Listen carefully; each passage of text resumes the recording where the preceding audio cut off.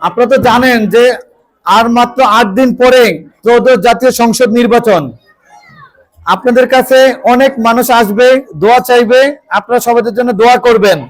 আর যারা ভোট চাইবে তাদের ভোটের ব্যাপারে আপনাদের নিজেদের বিবেক খাটাবেন, তারপরে ভোট দিবেন।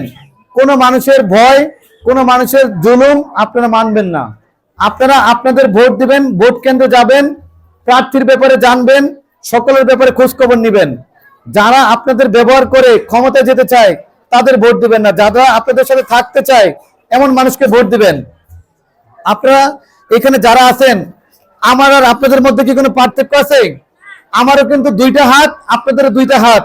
আপনারা আমার রক্ত লাল নাকি কালো? সবার রক্ত সেম। তাহলে আপনাদেরকে যদি কেউ সংখ্যালঘু বলে, আপনাদেরকে কেউ যদি ধমক দিয়ে থামাইতে চায়, আপনি কেমন মানুষ চান? আপনারা এখন সচেতন সমাজ, 24-এর পরে আপনারা যারা আছেন সবাই সবার বুঝতে তো বুঝেন। আপনারা যদি আপনাদের কাছে কেউ জোর খাটায় যে ভোট ওরে দিবি, আপনি বলবেন ভোট কারে দিব, আগে তারে নিয়ে আসো। যদি সে আপনাদের বাড়ি বাড়ি যায়, আপনাদের দরজায় যায়, তাহলে বুঝবেন সে আপনাদের প্রকৃত নেতা।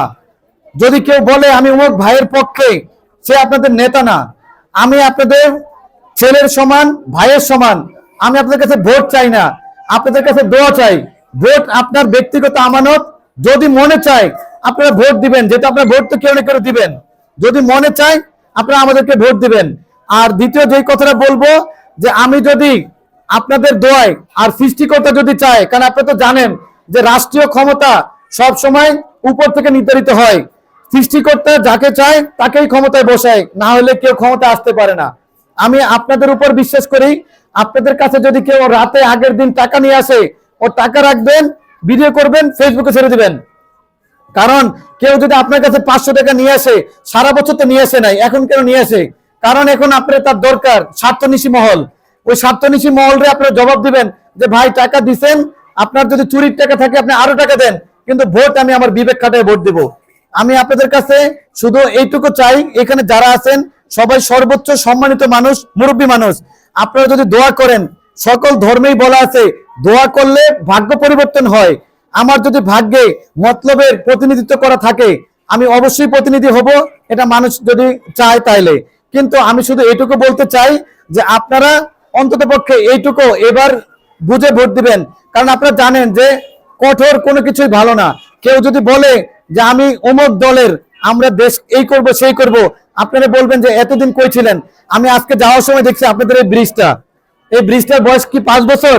ব্রিজটার বয়স ভাই কত বছর হবে? মিনিমাম 20 বছর। তাহলে 20 বছর কি কোনো এমপি সাহেবরা আসে নাই?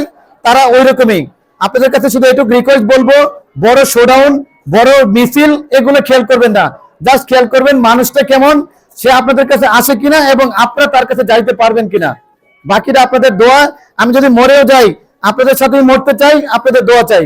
ধন্যবাদ সবাইকে। ধন্যবাদ ভাইকে। কষ্ট করবেন না, বিরক্ত করবেন না। দাদারা একটু দোয়া করবেন আমার জন্য। ভোট আপনাদের ইচ্ছা, আমি ভোট চাইনি দাদা।